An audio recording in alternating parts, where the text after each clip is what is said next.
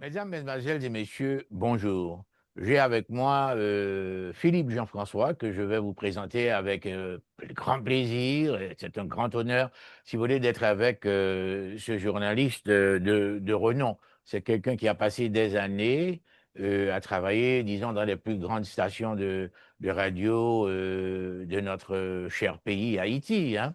Donc, d'abord, je dois dire à Radio Haïti, où il a eu le plaisir et l'honneur de travailler avec des gens comme Bob Lemoine, Jean-Dominique, etc., des légendes, si vous voulez, de la radiophonie en Haïti. Et ensuite, il est passé à cette grande radio. Comment ça s'appelle, Philippe? Cette très grande radio qui a eu les Widmeyer, etc., etc.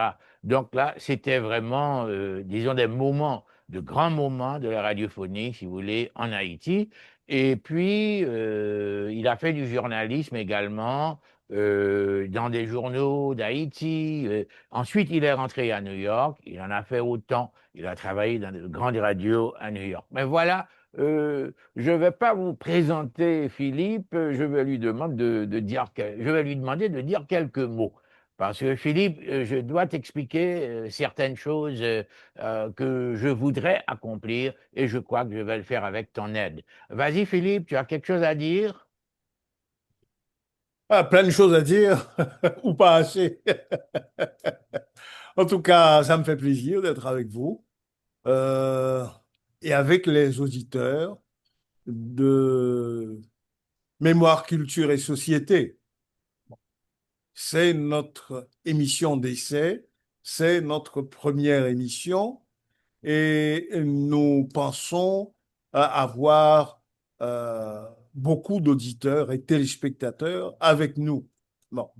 J'ai commencé par parler d'auditeurs, bah, je ne peux pas oublier les tics radiophoniques, les réflexes radiophoniques. Bon, Philippe, En tout cas, écoute, ça me fait plaisir d'être avec vous. ouais. Euh, oui, j'écoute.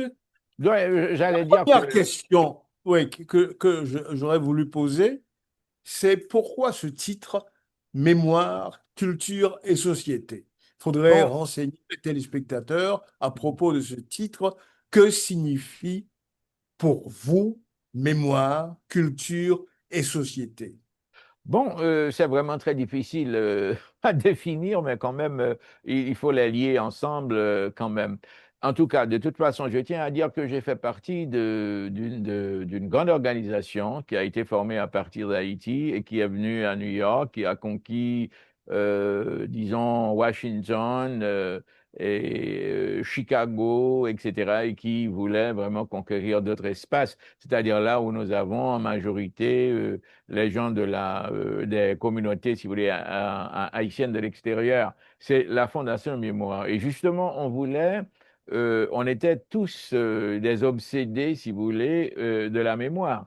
C'est-à-dire, on voulait d'abord s'attacher à l'histoire, on voulait s'attacher ou illustrer la mémoire, si vous voulez, d'un lieu, d'un pays, d'un État-nation, si vous voulez, celui d'Haïti, comme tu le sais. Mais il fallait le faire non pas simplement par l'histoire, mais par la mémoire, par la littérature, par la musique, par l'architecture, par la peinture, etc., etc. Donc, voilà pour nous ce que signifie mémoire, c'est-à-dire ce vacuum qui est là c'est pas une histoire qui se termine, c'est pas quelque chose qui se termine, c'est pas, disons, une tragédie, ou bien on reste toujours là. On est un pays, on fait partie d'un pays, on fait partie d'un État-nation. Il y a une culture, il y a une histoire. Et si on ne veut pas être, disons, professionnaliser tout ce qu'on fait, on peut dire mémoire au lieu de histoire. Parce que celui qui enseigne l'histoire, c'est quelqu'un qui a une méthode, si vous voulez, à pratiquer. Tandis que si vous évoquez la mémoire, comme Dantica, par exemple, qui évoque la mémoire d'Haïti et par l'exécution qui a eu lieu sous Papadoc des jeunes gens qui ont participé, si vous voulez, à une invasion du pays. Donc, voilà la mémoire. La mémoire, par exemple, comme Dantica, qui parle des naufragés, qui parle des boat people, qui parle des difficultés que nous avons, disons, rencontrées en Haïti, où une bonne partie du peuple a voulu fuir le pays, laisser Papadoc, laisser cet enfer que l'on appelait l'enfer, si vous voulez, du Valérien. Ça, c'est pour la mémoire. La culture, c'est tout ce qui fait partie de notre vie. C'est pas, la culture, c'est une forme de début, si vous voulez, de civilisation, parce que la civilisation, si vous voulez, c'est la codification de la culture de toute façon. Mais la culture, c'est le genre, la façon de vivre, les aliments, les habits que nous portons, la langue que nous parlons, nos méthodes, si vous voulez, tout ce qu'on mange, tout ça fait, tout ce qu'on écoute, la musique, comment est-ce qu'on enseigne dans un pays certaines choses, ça fait partie de la culture. Mais à leur société, quand on parle de culture et de mémoire, ça ne se manifeste pas dans un vacuum, c'est-à-dire ça nécessite un milieu et le milieu, c'est quand même la société. Bien sûr, on peut parler d'un pays, on peut parler d'un continent, on peut parler du monde en général, mais la société, c'est là où se manifestent les gens, là où vivent les gens, et là où on va vraiment avoir la mémoire et la culture. Il faut que cela ait lieu en société.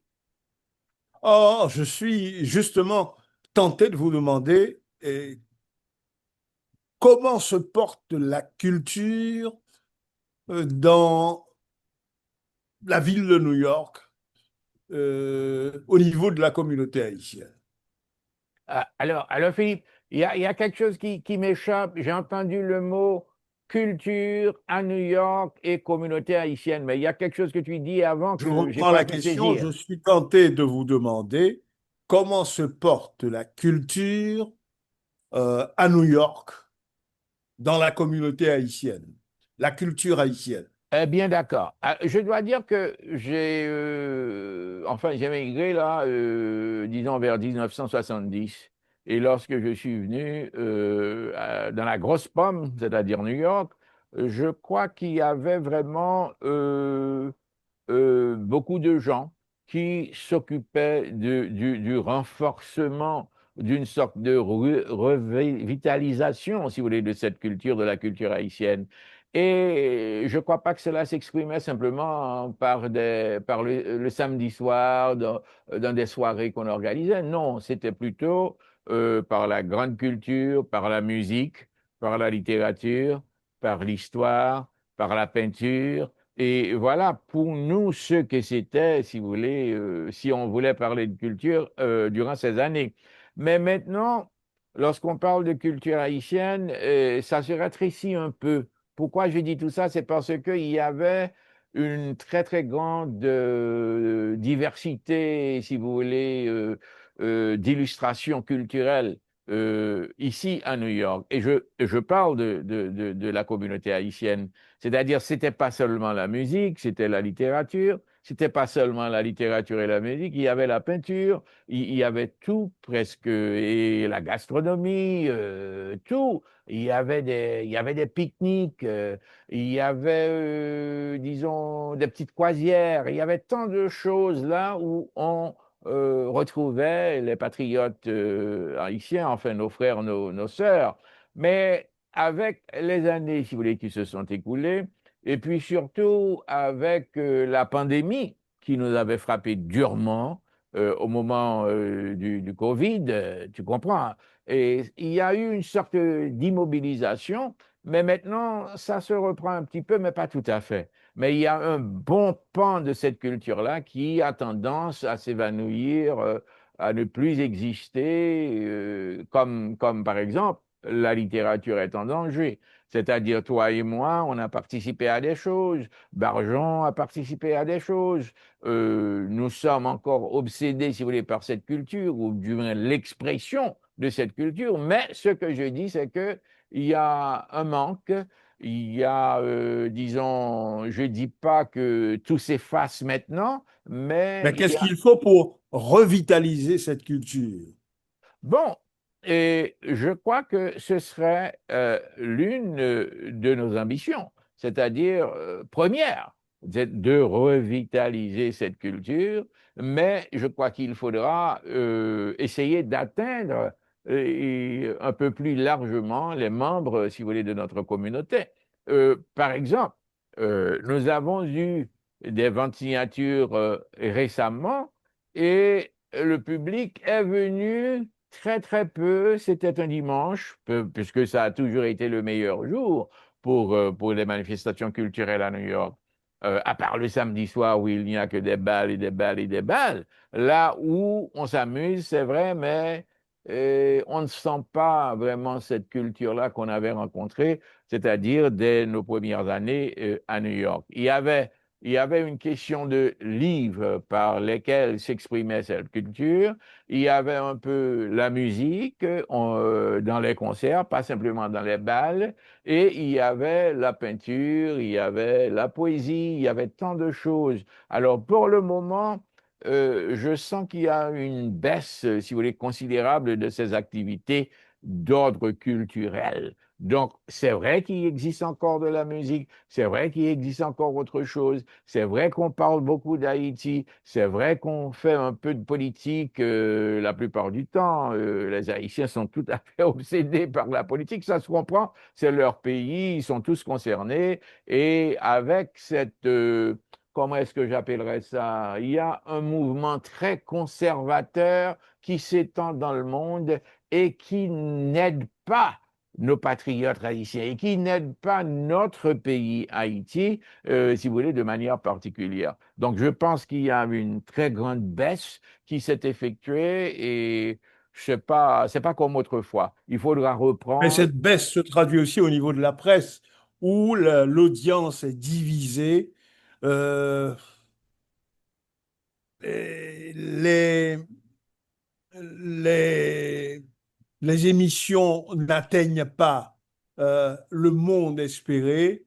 Le, et on a l'impression que euh, les annonces ne passent pas. On a D'accord. l'impression que tout se raréfie. Il y a une division certaine au niveau de la presse. Il manque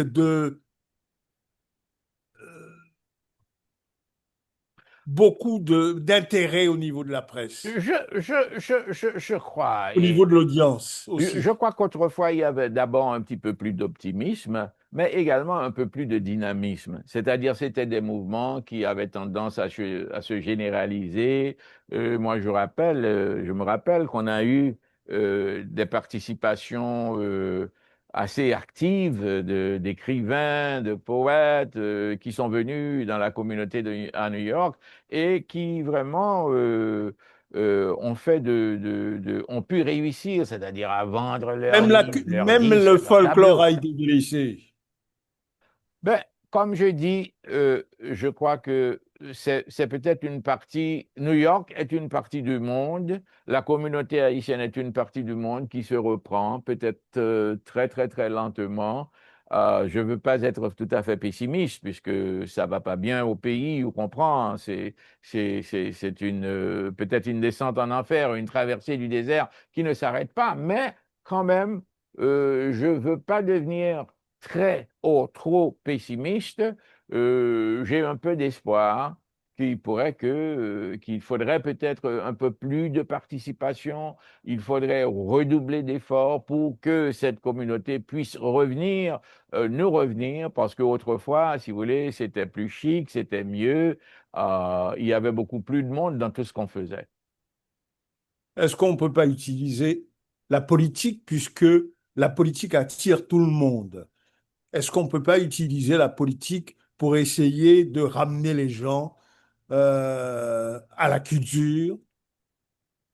Oui, oui, oui et non.